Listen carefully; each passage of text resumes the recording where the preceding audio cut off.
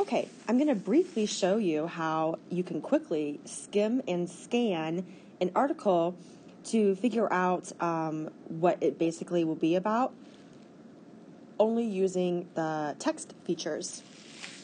So the first thing I look at when I see an article is I always go straight to the title. Believe it or not, you could probably tell a lot by the title. You don't want to rely on it, as some authors and writers get a little creative with their titles, but for the most part, it will kind of lead you down the right direction. So when I look at this particular title, do sports fans go too far? So it's asking a rhetorical question here, and and I think a good skim and scanner probably answers that question silently in their head, whether you think they do or not. And then the next thing I'm going to obviously do is I'm going to completely look at these pictures.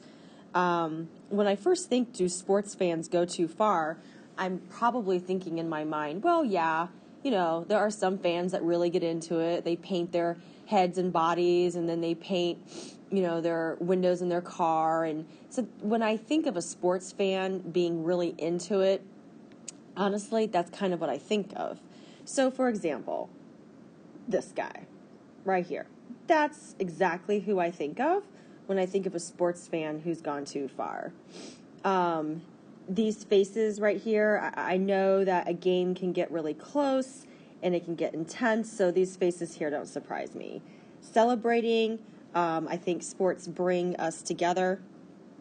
Teams bring us together, and if it's, like a USA Open or something like that, and it's for our country, a country's team, I think that's really exciting when there's a great win to celebrate, which I can see they are celebrating a win in this picture as well.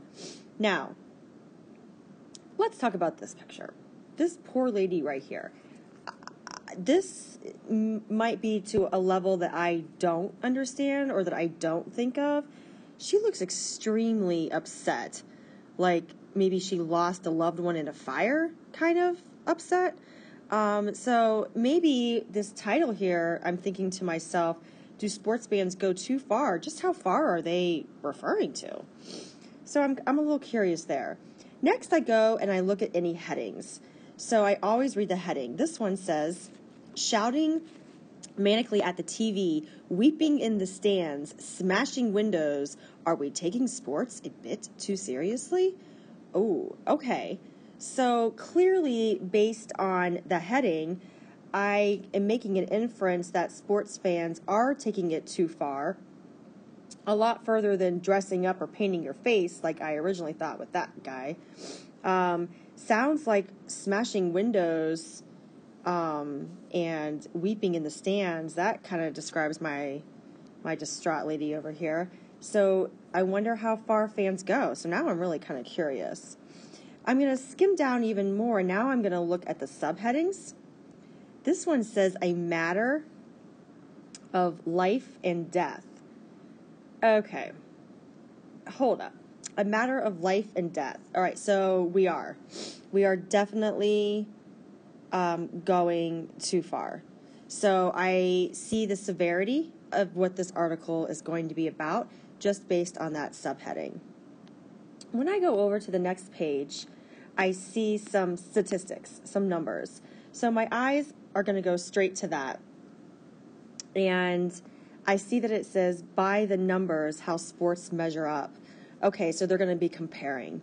So, I see here that the number of Americans who watch the Super Bowl compared to the number of Americans that watched the presidential debate in 2012, that's when this was published. So as you can see, there is a big difference. And what that tells me is that we have a lot of sports fans in the world that are more into their sports than who's going to be the president of the United States. That's concerning. And I can see why that is another example of fans going too far. If I scroll down and I look at the other one, I'm looking at here, it says the average salary of a professional baseball player compared to the average salary of a nurse who saves lives and can help you live or die. you would think that her salary would be more.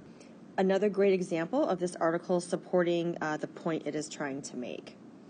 And then I go down further here and we see another comparison of the number of James' Twitter followers compared to, another politician we have here being compared.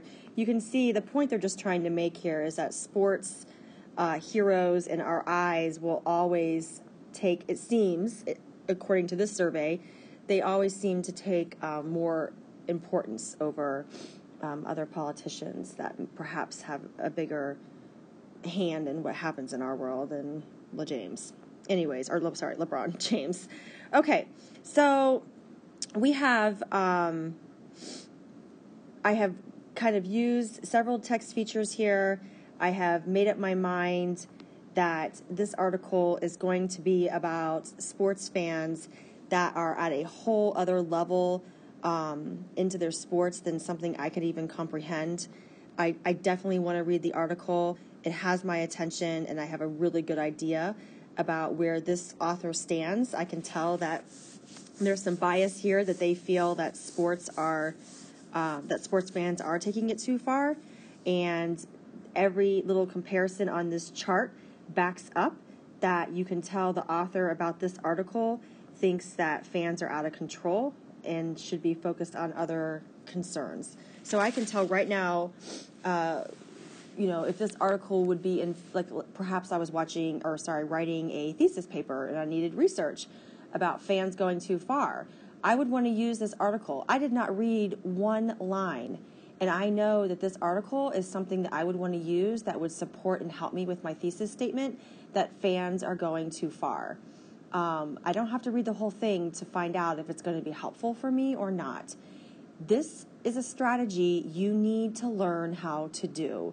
You must be able to skim and scan through articles and decide if it's worthy of your attention and if it's going to meet the needs that you need it to as a writer for research and evidence-based.